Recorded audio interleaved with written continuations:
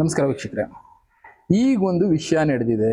ಇದನ್ನು ಕೂಡ ಜ್ಞಾನಿಗಳು ತಿಳಿಸಿದ್ದಿದ್ದೆ. ನಾನು ಹೇಳಿದ್ದೀನಿ, ಜ್ಞಾನಿಗಳು ಕೊಟ್ಟಂತ ವಿಷಯಗಳಿಗೆ, ಕಾಲಜ್ಞಾನಿಗಳು ತಿಳಿಸಿದಂತ ವಿಷಯಗಳಿಗೆ ಪ್ರೂಫ್ಗಳನ್ನ ಕೊಡ್ತಾ ಹೋಗ್ತೀನಿ ಅಂತ. ಆ ಪ್ರೂಫ್ಗಳಲ್ಲಿ ಒಂದು ಇದು ಕೂಡ. ನೇಚರಲ್ಲಿ ನಮ್ಗೆ ಫ್ರೀಯಾಗಿ ಸಿಗುವಂಥದ್ದು ನೀರು, ಗಾಳಿ, ಇನ್ನ ಭೂಮಿ, ಇದೆಲ್ಲ ಫ್ರೀಯಾಗಿ ಸಿಗ್ತಾ ಇತ್ತು. ಭೂಮಿಗಳಂತೂ ಈಗ ಸಿಗ್ತಾ ಇಲ್ಲ ಬಿಡಿ. ಏನಕ್ಕೆ ಅಂದ್ರೆ ಒಂದು ಬೌಂಡ್ರಿ ಮಾಡ್ಕೊಬಿಟ್ರು, ದೇಶಗಳು ಮಾಡ್ಕೊಂಬಿಟ್ರು. ಇದು ನಮ್ಮ ಸ್ವತ್ತು, ಇದು ನಮ್ಮ ಕಂಟ್ರೋಲ್ ಅಲ್ಲಿ ಇರಬೇಕು, ಇದು ನಾವು ಕಂಟ್ರೋಲ್ ಮಾಡ್ತೀವಿ, ನಾವ್ ಹೇಳಿದಾಗೆ ಆಗ್ಬೇಕು, ರೂಲ್ಸ್ ಗಳನ್ನ ಮಾಡ್ಬಿಟ್ರು. ಇನ್ನ ನದಿ ನೀರು ಡ್ಯಾಮ್ಗಳನ್ನ ಕಪ್ಪಿಟ್ರು, ಇಷ್ಟ ಬಂದಂಗೆ ಬಳಸಂಗಿಲ್ಲ, ಹಾಗೆ ಹೀಗೆ ಅಂತ 108 ರೂಲ್ಸ್ ಗಳನ್ನ ಮಾಡ್ಬಿಟ್ರು. ನೀರ್ಗೆ ಇಷ್ಟು ದುಡ್ಡು ಕಟ್ಬೇಕು ಅನ್ನೋವು ಮಾಡ್ಬಿಟ್ರು. ಮುಂದೆ ಗಾಳಿಗೂ ಬರುತ್ತೆ ಬಿಡಿ. ಇಲ್ಲೊಂದು ವಿಷಯ ನಡೆದಿದೆ. ಏನು? ಮಳೆ ನೀರು ಎಲ್ಲಂದ್ರಲ್ಲಿ ಮಳೆ ಬರುತ್ತೆ. ಆ ಮಳೆ ನೀರನ್ನ ಹಿಡಿದಿಟ್ಕೊಂಡ್ರೆ ಅವನ್ನ ಜೈಲ್ಗೆ ಹಾಕ್ತಾರೆ ಅಂದ್ರೆ ನಂಬ್ತೀರಾ? ಹೌದು, ಒಂದು ದೇಶದಲ್ಲಿ ಇಂಥದ್ದು ಸಿಚುಯೇಷನ್ ನಡೆದಿದೆ. ಆ ವ್ಯಕ್ತಿ ಮಳೆ ನೀರನ್ನ ಟ್ಯಾಂಕರ್ಗಳಲ್ಲಿ ಶೇಖರಣೆ ಮಾಡಿಟ್ಕೊಂಡ. ಅದಕ್ಕೆ ಅವನ್ನ ಜೈಲ್ಗೆ ಹಾಕ್ತಾ ಇದ್ದಾರೆ. ಯಾಕೆ ಅಂದ್ರೆ ಮಳೆ ನೀರು ಎಲ್ಲರ ಹಕ್ಕು. ಅವನು ಮನುಷ್ಯನೆಲ್ಲ, ಅವನ ಹಕ್ಕು ಅಲ್ವಾ, ಅವನು ಬೇಕಾಗಿರೋಷ್ಟು ಅವ್ನು ಶೇಖರಣೆ ಮಾಡಿಟ್ಕೊಂಡ. ಅದ್ರಲ್ಲಿ ಏನ್ ತಪ್ಪು ಅಂತ ಅನ್ಸ್ಬೋದು. ಬಟ್ ಒಬ್ಬ ಮನುಷ್ಯನ ಕಟ್ಟಾಕ್ಬೇಕು ಅಂದ್ರೆ ಅವನು ಒಬ್ಬನ ಶಿಕ್ಷೆ ಕೊಡೋದ್ರಿಂದ ನೆಕ್ಸ್ಟ್ ಕೋಟಿ ಜನ ಆ ವಿಡಿಯೋ ನೋಡಿ ಮಳೆ ನೀರನ್ನ ಶೇಖರಣೆ ಮಾಡೋದಕ್ಕೆ ಹೋಗೋದಿಲ್ಲ. ಯಾಕೆ? ನಾವೆಲ್ಲ ಜೈಲ್ಗೆ ಹೋಗ್ಬೇಕಾದ್ ಬರುತ್ತೆ ಅಂತ ಜನ ಭಯ ಪಡ್ತಾರೆ. ಇದೇ ಹೇಳಿದ್ದು systems.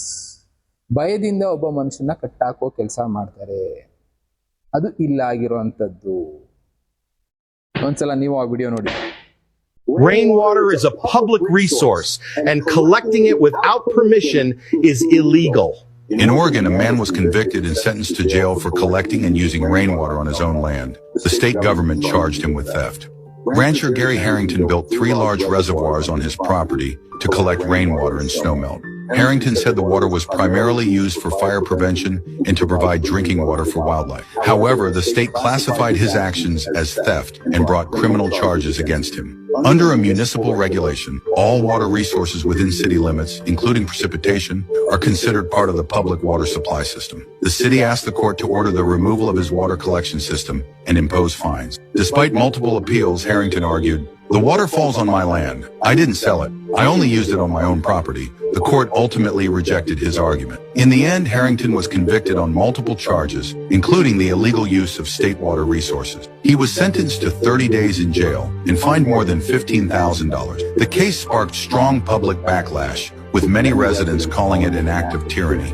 If a person cannot even own the rain that falls on their own land, what do they truly own? ಇಲ್ಲಿ ಹೇಳಿದ್ದನ್ನು ಕೇಳಿದ್ರಲ್ಲ, ಅದನ್ನೇ ಹೇಳ್ತಾ ಇರೋದು. ಒಬ್ಬ ವ್ಯಕ್ತಿ ಅವನ ಮನೆ ಮೇಲೆ ಬೀಳುವಂತ ಮಳೆ ನೀರನ್ನ ಶೇಖರಣೆ ಮಾಡಿಟ್ಕೊಂಡ. ಯಾಕೆ? ಕುಡಿಯೋದಕ್ಕೆ, ಇನ್ನು ಬೇರೆ ಬೇರೆ ಕೆಲಸಗಳಿಗೆ ಬಳಸ್ಕೊಳ್ಳೋದಕ್ಕೆ ಅಂತ 3 ಟ್ಯಾಂಕರ್ ನೀರನ್ನ ಶೇಖರಣೆ ಮಾಡಿಟ್ಕೊಂಡ. ಅದಕ್ಕೆ ಕೋರ್ಟ್ ಏನ್ ಹೇಳ್ತು? Public belonging. ಅದು ಮಳೆ ನೀರು ಎಲ್ಲರಿಗೂ ಸೇರಿದಿದ್ದು, ಅದನ್ನ ನೀನು ಶೇಖರಣೆ ಮಾಡಿಟ್ಕೊಂಡಿದ್ದು ತಪ್ಪು ಅಂತ ಹೇಳಿ ಅವನಿಗೆ 30 ದಿನ ಜೈಲು ಪ್ಲಸ್ $15,000 ಫೈನ್. $15,000 ಅಂದ್ರೆ ಇಷ್ಟಾಯ್ತು. ಹತ್ತತ್ರ ನಮ್ ಲೆಕ್ಕ ಹಾಕೊಳ್ಳೋದಾದ್ರೆ ಲಕ್ಷಾಂತರ ರೂಪಾಯಿ ಫೈನ್ ಕಟ್ಬೇಕಾಯ್ತು.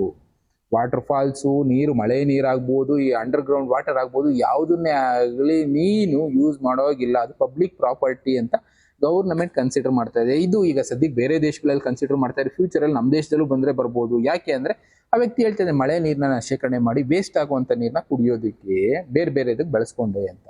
ಆದ್ರೆ ಗೌರ್ಮೆಂಟ್ ಹೇಳ್ತಾ ಇರೋದು ಅದು ಪಬ್ಲಿಕ್ ಪ್ರಾಪರ್ಟಿ, ನೀನ್ ಹತ್ರ ಶೇಖರಣೆ ಮಾಡಿ ಇಟ್ಕೊಳಂಗಿಲ್ಲ, ಅದನ್ನ ಹೋಗೋದಕ್ಕೆ ಬಿಡ್ಬೇಕು. ಅದನ್ನ ನಾವು ಮತ್ತೆ ಪೈಪ್ ಮೂಲಕ ನಿನಗೆ ಸಪ್ಲೈ ಕೊಡ್ತೀವಿ, ನೀನ್ ಅದಕ್ಕೆ ದುಡ್ಡು ಕೊಟ್ಟು ತಗೋಬೇಕು ಅಂತ ಇಲ್ಲಿ ರೂಲ್ಸ್ ಗಳನ್ನ ತಂದಿದ್ದಾರೆ. ಅದನ್ನೇ ನಾವ್ ಹೇಳ್ತಾ ಇರೋದು. ಈಗ ನಮ್ಮ ದೇಶದಲ್ಲಿ ಕೆಲವು ಸಿಸ್ಟಮ್ಗಳನ್ನ ತಂದ್ರು. ಏನಂತ? ಮಳೆ ನೀರ್ನ ನಿಮ್ಮ ಸಂಪ್ಗಳಿಗೆ ಬಿಟ್ಕೊಳ್ಳಿ, ಇಲ್ಲ ಸೋಲಾರ್ ಸಿಸ್ಟಮ್ ಹಾಕಿಸ್ಲೇಬೇಕು, ಇದಿದ್ರೆ ನಿಂಗೆ ಪರ್ಮಿಷನ್ ಕೊಡ್ತೀನಿ, ಇಲ್ಲ ಅಂದ್ರೆ ಮನೆ ಕಟ್ಟೋದಕ್ಕೆ ಪರ್ಮಿಷನ್ ಕೊಡಲ್ಲ. ಇಲ್ಲ, ಒಟ್ನಲ್ಲಿ ಏನಾಗ್ತಾ ಇದೆ, ನಮ್ಮನ್ನ ಕಂಟ್ರೋಲ್ ಮಾಡ್ತಾ ಇದೆ ಒಂದು ಸಿಸ್ಟಮ್. ಬೇರೆ ಬೇರೆ ದೇಶದಲ್ಲಿ ಯಾವ ಮಟ್ಟಕ್ಕೆ ಹೋಗಿದೆ ಅಂದ್ರೆ ಆ ಸಿಸ್ಟಮ್ಗಳು ತೋರಿಸ್ತಾ ಇದೀನಲ್ಲ. ಮಳೆ ನೀರನ್ನ ಶೇಖರಣೆ ಮಾಡಿಟ್ಕೊಂಡ್ರೆ ಜೈಲ್ಗೆ ಹಾಕ್ತಾರೆ, ಲಕ್ಷಾಂತರ ರೂಪಾಯಿ ಫೈನ್ ಆಗ್ತಾ ಇದೆ ಅಂದ್ರೆ ನಾನು ಹೇಗೆ ಬದುಕಬೇಕು ಲೆಕ್ಕ ಹಾಕೊಳ್ಳಿ. ಟೇಸ್ಟ್ ಆಗಿ ಮೋರಿನಲ್ಲಿ ಹರಿದೋಗುವಂತ ನೀರು ಕುಡಿಯೋದಕ್ಕೆ ಬೆಳೆಸ್ಕೊಳ್ತೀನಿ, ಇಲ್ಲ ಬೇರೆದಕ್ಕೆ ಬೆಳೆಸ್ಕೊಳ್ತೀನಿ ಅಂತ ಒಂದು 3 ಟ್ಯಾಂಕರ್ ಹೆಚ್ಚೆಚ್ಚು ಅಂದ್ರೆ ಒಂದು 6,000 ಲೀಟ್ರು 8,000 ಲೀಟ್ರು ಈ ತರ ಶೇಖರಣೆ ಮಾಡಿ ಇಟ್ಕೊಂಡಿದ್ದಕ್ಕೆ ಜೈಲ್ಗೆ ಹಾಕ್ತಾರೆ ಅಂದ್ರೆ ಲೆಕ್ಕ ಹಾಕೊಳ್ಳಿ ಫ್ಯೂಚರ್ ಯಾವ ತರ ಇರ್ಬೋದು. ಅಂಡರ್ ಗ್ರೌಂಡ್ ವಾಟರ್ ನಾನು ಬೋರ್ ಹಾಕಿ ನೀರ್ ತಗೊಳ್ತೀನಿ ಅಂದ್ರೆ ಪಬ್ಲಿಕ್ ಪ್ರಾಪರ್ಟಿ, ನೀನ್ ಕಳ್ತನ ಮಾಡ್ದಂಗೆ ಲೆಕ್ಕ ಅಲ್ವಾ?